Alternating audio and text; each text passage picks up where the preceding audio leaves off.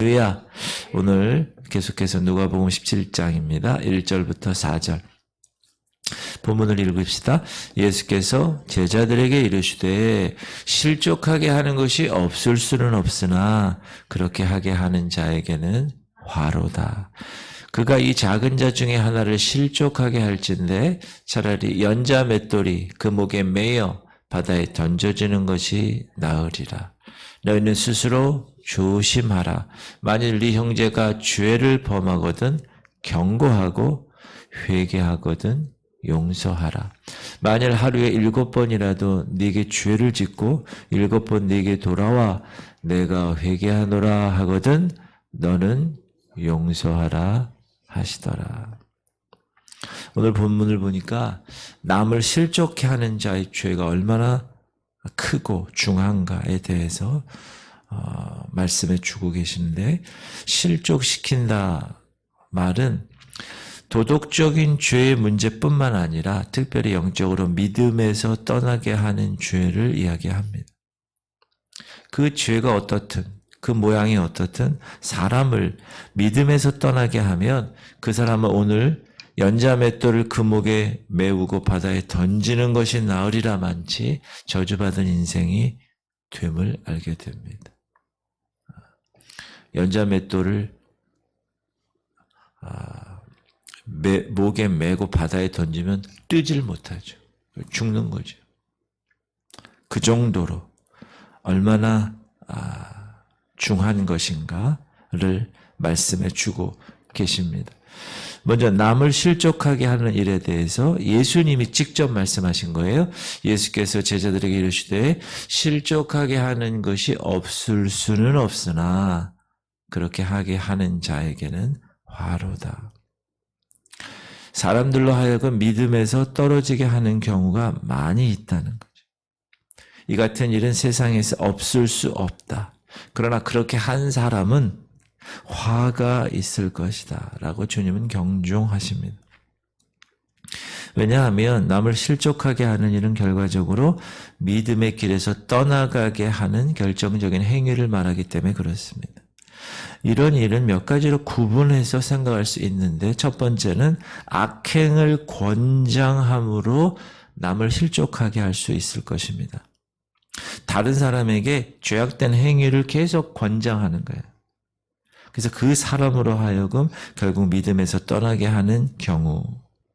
근데 이런 경우는 그 죄악된 행위가, 그 악행이 말에 의해서 유혹으로 하든지 아니면 함정을 파놓고, 죄의 함정을 파놓고 그 함정으로 빠지게 하든지, 어떤 일을 하든지 그 사람으로 하여금 신앙생활에서 떠나게 하면 그것은 큰 죄악이 된다.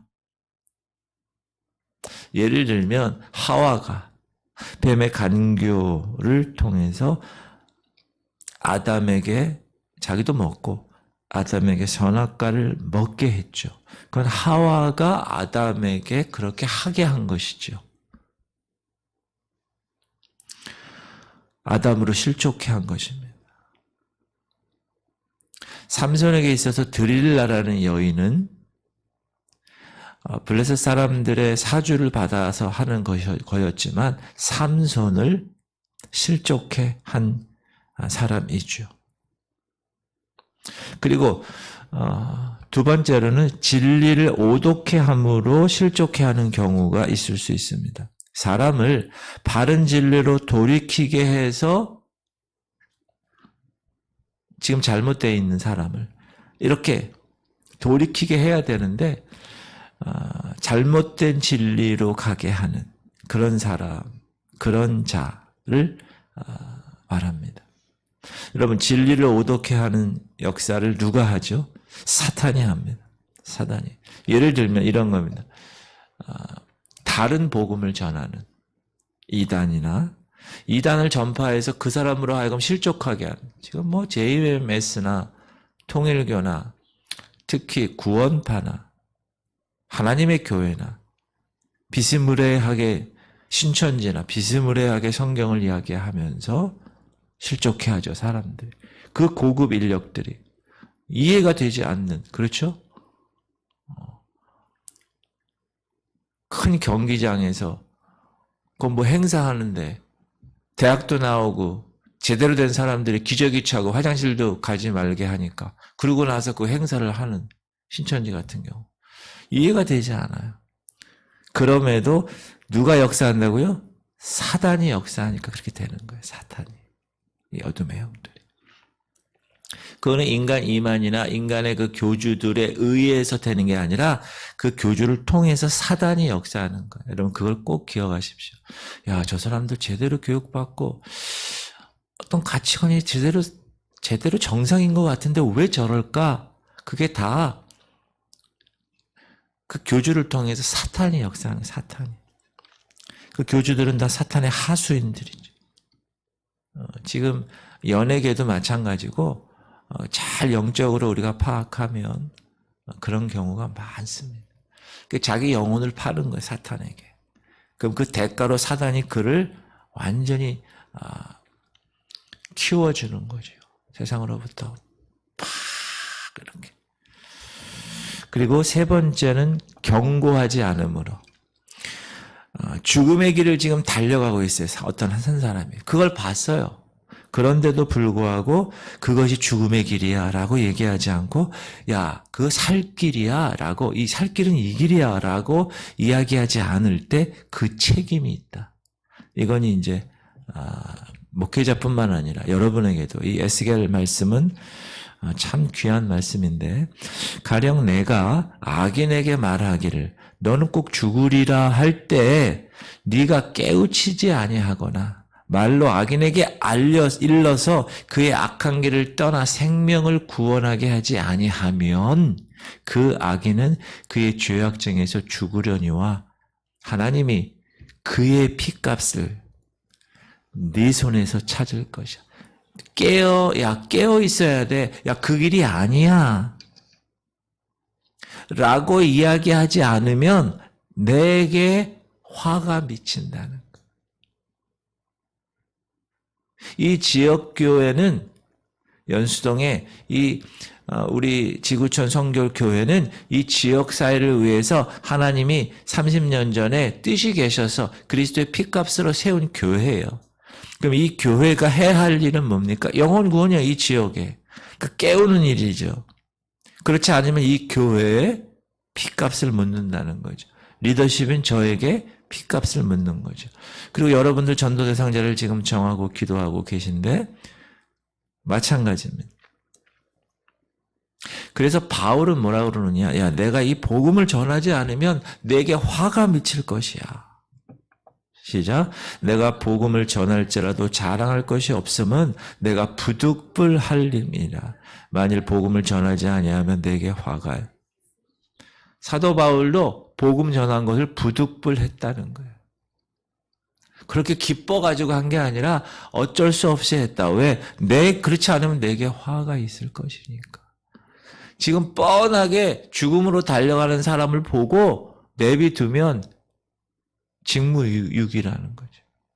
빨리 알려야 되는데 그게 자기 사명인데 이방인의 복음을 위해서 택한 그릇이라고 분명히 하나님이 다메섹에서 만나셔서 직접 예수님이 만나셔서 그렇게 정확하게 사명을 허락하셨는데 그걸 내가 하지 않으면 내게 화가 미칠 것이야. 그래서 나는 말씀을 전하는데 때를 얻든지 못 얻든지 너는 시작. 너는 말씀을 전파하라. 때를 얻든지 못 얻든지 항상 힘쓰라. 범사의 오래 참음과 가르침으로 경책하며 경계하며 권하라.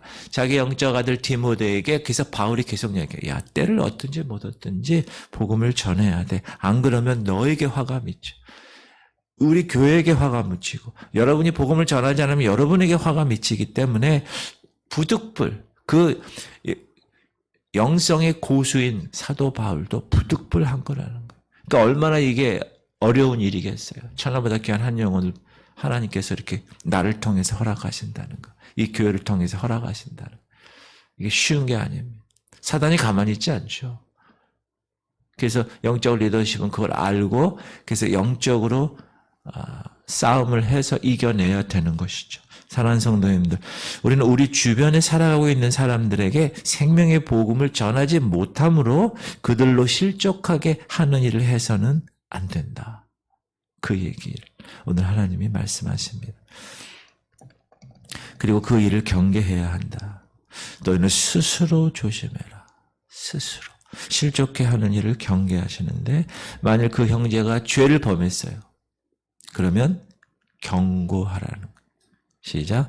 너희는 스스로 조심하라. 만일 네 형제가 죄를 범하거든 경고하고 회개하거든 용서하라.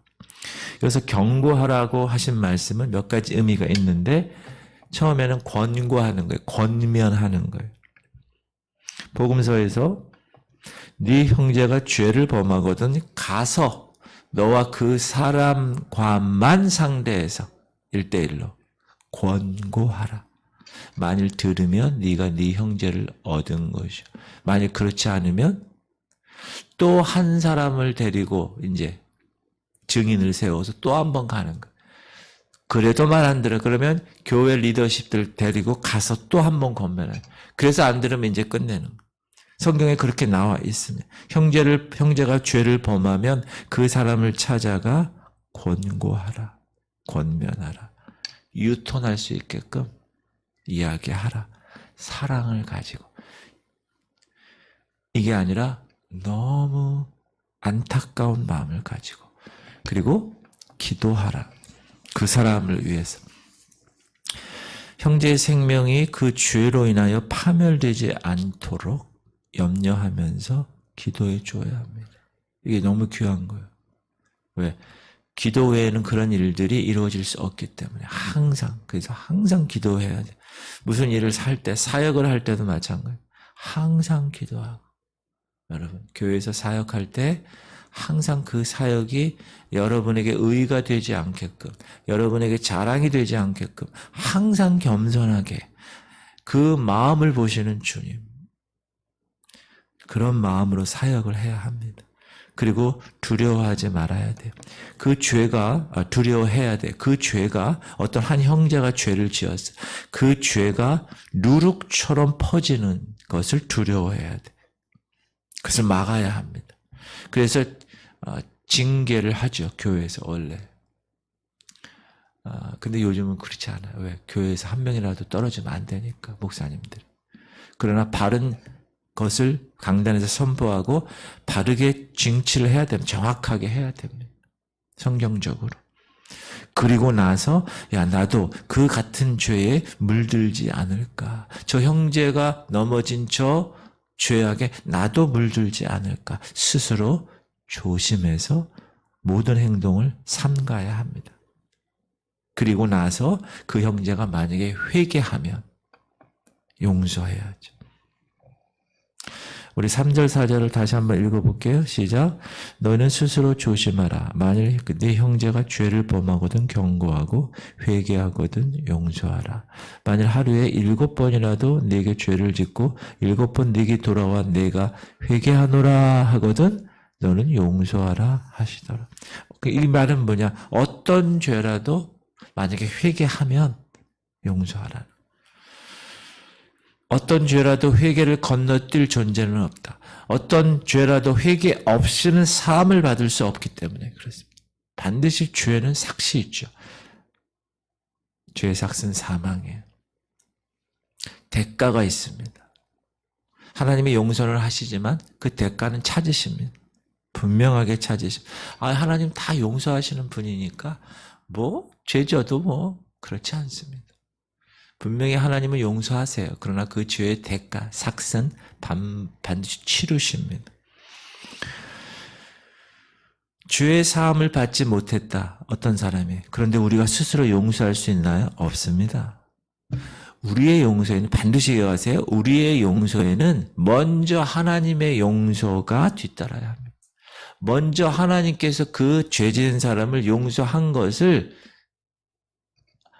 우리가 전제하고 나서 우리가 용서하는 거예요.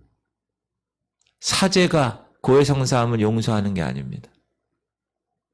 먼저 하나님께 가서 이 용서한 것을 확인하고 나서 그때 나도 용서하는 거예요. 여기서 회개한다는 뜻은 그냥 입술로 고백하는 것으로 끝나지 않습니다. 그 마음에 진실함을 가지고 회개하는 겁니다. 그걸 어떻게 알 수 있어요? 회개에 합당한 열매로 알 수 있어요. 저 사람이 그 죄를 졌는데 그 죄에서 회개했다고 그래요. 정말 그 죄에 상응하는 그 일들을 하지 않는 열매가 보이면 죄에서 돌이키는 열매가 반드시 따라야 합니다. 근데 입술로만 회개하고 똑같은 것을 반복한다. 그건 진실되게 회개한 게 아닙니다. 그 사람이 그 죄에서 돌이켜 떠나서 합당한 열매를 보면 압니다. 그리고 다 보입니다. 그게. 여기서 용서해 주라는 말씀은 회개하면 진실죄 하나님 앞에 회개했으면 그러면 회중에서 한 형제로 다시 받아들이라는 그의 고통을 싸매 주라는 다시는 그의 죄를 기억하지 않고 그전처럼 대우해 주고 그전처럼 말하고 그전처럼 릴레이션십을 가지라는 거. 그게 하나님이 우리를 그렇게 하신 거잖아요. 예수님을 통해서. 동일하게 그렇게 해야 되는 것입니다. 오늘 본문은 남을 실족해 하는 일이 없을 수는 없다. 우리 주변에 많은 사람이 특히 목사가 그럴 수 있습니다. 제가 신앙 상담을 해보면 과거에 어렸을 때 교회 다녔는데 그 교회 목사로부터 어떤 것이든지 상처를 받은 것. 여러 가지 면에서. 그래서 그게 아직까지 있는 거예요.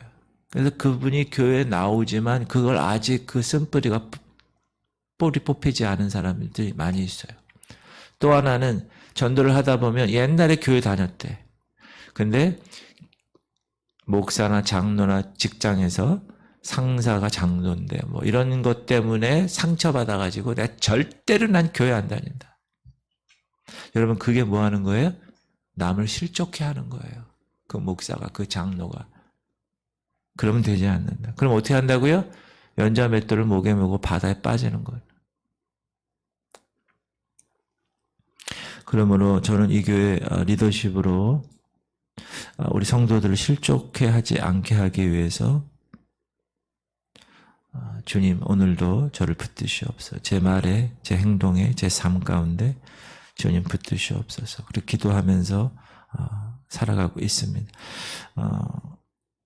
그 원인이 혹 나로 말미암은 것은 아닌가. 깊이 생각하고 성찰해야 합니다. 그런 것은 여러분 새벽기도 나오면 좋아요. 새벽기도 때는 하나님이 이 새벽에 기도케 함으로써 그런 여러 가지 인사이트를 많이 주세요. 저 같은 경우는 그래요. 새벽에. 예전에 작곡할 때도 새벽에 멜로디를 주세요. 자, 그러면 저는 그래서 그거를 제가 작곡한 게 아니라 하나님이 저를 통해서 멜로디를 주셨다 이렇게 얘기하는데 여러분 새벽에 계속 여러분의 그 사명 감당하시기 바랍니다. 새벽에 너무 귀한 일이에요. 새벽에. 그리고 우리 마음속에 혹 회개한 내 형제에게 회개했어요 분명히. 혹 아직도 용서하지 못하는 마음을 가지고 있지는 않는가 점검해 봐야 돼요. 그분이 회개하면 받아줘야 돼요. 그러면 우리는 항상 남의 신앙을 잘 붙들어줘야 돼요. 여러분 성숙한 사람이 돼야 돼요. 성숙한 사람. 지금 이 말세에는 신앙생활을